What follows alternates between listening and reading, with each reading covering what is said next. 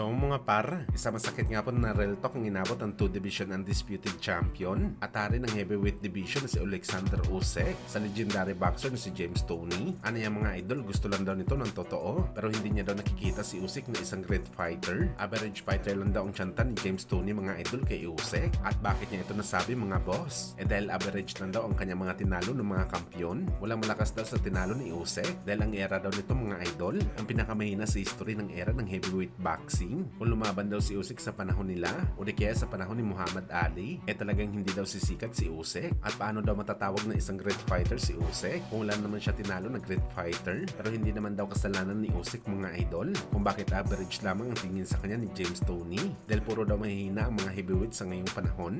Ibang klase talaga ito magprangkas si James Toney mga idol. Talagang masakit. Maraming nagsasabi mga idol na bias daw ang paningin ni Toney dahil isa itong American fighter at pabor lang daw ito sa mga fighter na galing Amerika. Pero hindi ganun ang tingin natin mga idol kay Toney. Real talk talaga mga sinasabi nito dahil sa komparasyon sa pagitan ni Manny Pacquiao at Mayweather Jr. Kung bias si James Toney, kakampihan nito si Floyd. Pero isa pa ito sa mga legend na palaging sinusupalpal si Floyd na hindi daw siya believe dito dahil puro daw cherry pick ang mga kalaban niya. Si Pacman daw talaga isang tunay na great fighter at isang elite na boxer dahil sa panahon nito mga idol, nilabanan daw nito ang malalakas na kalaban kahit malaki daw kumpara sa kanya. Dati pa na ganito ang paniniwala ni James Toney mga boss na kung kailangan daw respetuhin ang pangalan mo sa boxing, lumaban ka daw sa tunay na malakas at prime na kalaban. Kaya ganito na lang ang reaksyon nito mga boss. Kahari ng heavyweight division ngayon si Alexander Usyk. Usyk, Tyson Fury, Usyk's good, but he's average.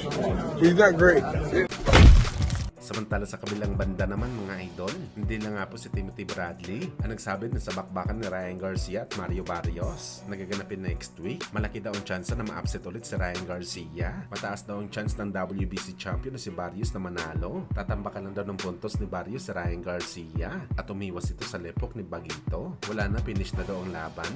Itong sinabi mga idol ni Chris Algieri, dagdag pa ng dating kampyon. Sanay lang daw lumaban si Ryan Garcia sa maliliit na fighter. Hindi daw nito alam mga idol kung paano manalo sa laban kontra kay Barrios dahil mas matangkad ito kumpara sa kanya at mas mahaba. Well, abangan na lang natin to mga idol. Basta para sa atin mga boss, malaking kahihiyan talagang sasapitin ni Ryan Garcia kapag natalo ito sa bakbakan kay Barrios. Bukod sa nabigo na ito sa pangatlong chance niya na maging tunay na world champion sa boxing sports, ano pang sasabihin ng mga boxing fans? Umasilat si Ryan Garcia sa kampiyon na binugbog lamang ng 46 anyos na Manny Pacquiao. Uulanin talaga ng batikos dito sa Ryan, lalo pa yamado ito mga idol sa laban kay Barrios. Live exclusively on Duso.